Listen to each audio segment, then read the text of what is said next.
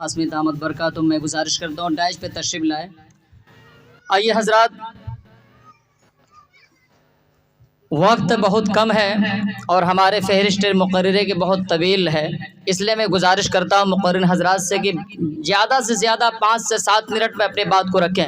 آئیے حضرات، میں اگلی مقرر کے نام حضرت مولانا راغب صاحب قاسمی مدرسہ اسلامیہ پرندہ کو دعوت اسٹیج دے رہا ہوں کہ حضرات کہ رسول پاک کے جیسے کسی کی شان تھوڑی ہے۔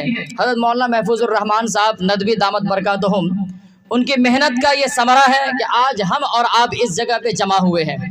اس لیے میں تمہیدی بات زیادہ کرنا نہیں چاہتا ہوں، بس ایک مصرع کہہ کے میں حضرت کو دعوت اسٹیج دے رہا ہوں کہ رسول پاک کے جیسے کسی کی شان تھوڑی ہے، میاں نعت نبی کہنا کوئی آسان تھوڑی ہے۔ کہیے آپ لوگ سبحان اللہ، جب تک سبحان اللہ کہتے رہیں گے تو آپ کو بھی تھوڑا انرجی ملے گا کہ رسول پاک کے جیسے کسی کی شان تھوڑی ہے، میاں نعت نبی کہنا کوئی آسان تھوڑی ہے۔ نبی کا نام لیوا ہے، نبی پر جان دے دیں گے، نبی کی جان سے بڑھ کر ہماری جان تھوڑی ہے۔ حضرت مولانا زبیر عالم صاحب مظاہری دامت برکاتہم ڈائز پہ جلوہ گر ہے، اور حضرت مولانا قاضی عتیق اللہ صاحب جو شہر ارریہ سے تشریف لائے ہیں، دونوں حضرات ڈائز پہ جلوہ گر ہے۔ علماء کرام کا چہرہ بھی دیکھنا ثواب۔ قاضی شریعت ارریہ جی حضرت عتیق اللہ صاحب تشریف لا چکے ہیں۔ انشاءاللہ ایک کے بعد ایک کی باری آئے گی، 4 مصرع پڑھ رہا ہوں، پھر حضرت کی خطاب ہوگی کہ تمہارے لہجے میں اردو کا انتخاب نہیں، جیسا کہ مولانا اکمل صاحب نے بھی کہا کہ تمہارے لہجے میں اردو کا انتخاب نہیں، یہی سبب ہے کہ لہجے میں جی اور جناب نہیں۔ کہیے سبحان اللہ، اب نہیں بولیں گے تو کب بولیں گے؟ کہیے ایک مرتبہ کہیے سبحان اللہ۔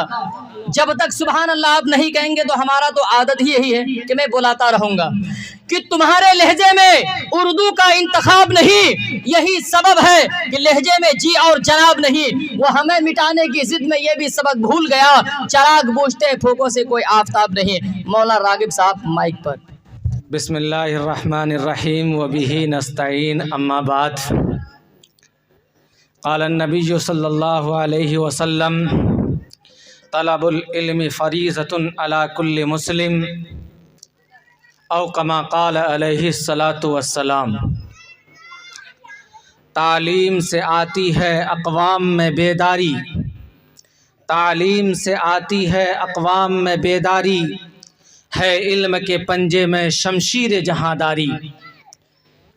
معزز علماء کرام، قاضی شریعت محترم قاضی عتیق اللہ صاحب رحمانی، قاضی شریعت شہر ارریہ، اور مشفق مربی حضرت مولانا زبیر احمد صاحب مظاہری دامت برکاتہم العالیہ تشریف فرمائے، اور آپ حضرات، آج کی یہ مجلس جیسا کہ میری معلومات میں حضرت مولانا محفوظ الرحمان صاحب ندوی دامت برکاتہم العالیہ اور مولانا مجاہد الاسلام صاحب قاسمی دامت برکاتہم، ان دونوں کے توسط سے مجھے معلوم ہوا کہ یہ دعائیہ مجلس اور جامعہ عائشہ للبنات کی مسجد کی ڈھلائی کا مسئلہ ہے۔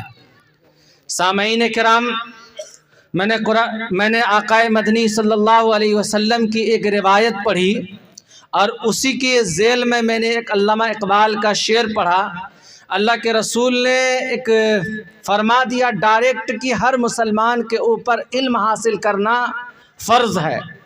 مسلمان میں مرد، عورت، بچے، بچیاں سبھی کے سبھی داخل ہیں، لیکن حکم کا جو نفاذ ہوتا ہے وہ عاقل اور بالغ جو آپ حضرات یہاں پر موجود ہیں۔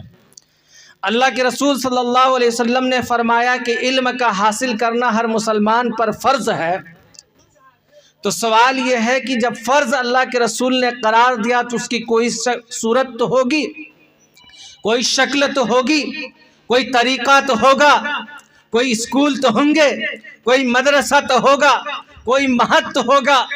ہم پھر آقا مدنی تاجدار مدینہ احمد مجتبیٰ رسول ہاشمی صلی اللہ علیہ وسلم کی زندگی کے اوراق کو پلٹتے ہیں تو اس کا آپ نے کوئی عملی نمونہ دیا ہے تو سب سے پہلے صفہ کا نام آتا ہے کہ آپ نے وہاں پر عملی نمونہ دے کر کے درسگاہ قائم کر کے اور اس کی فضیلت کو بیان کر کے وہاں کے پڑھنے والے اصحاب کرام کو اس کے کھانے کا انتظام کر کے ہم مسلمانوں کو ایک پیغام دے گیا کہ علم حاصل کرنے کے لیے آپ کو علم گاہ کی بھی ضرورت پڑے گی، تعلیم گاہ کی بھی ضرورت پڑے گی، اور اس کے لیے آپ کو قربانیاں بھی دینی پڑیں گی، بچیوں کا انتظام و انصرام بھی کرنا پڑے گا۔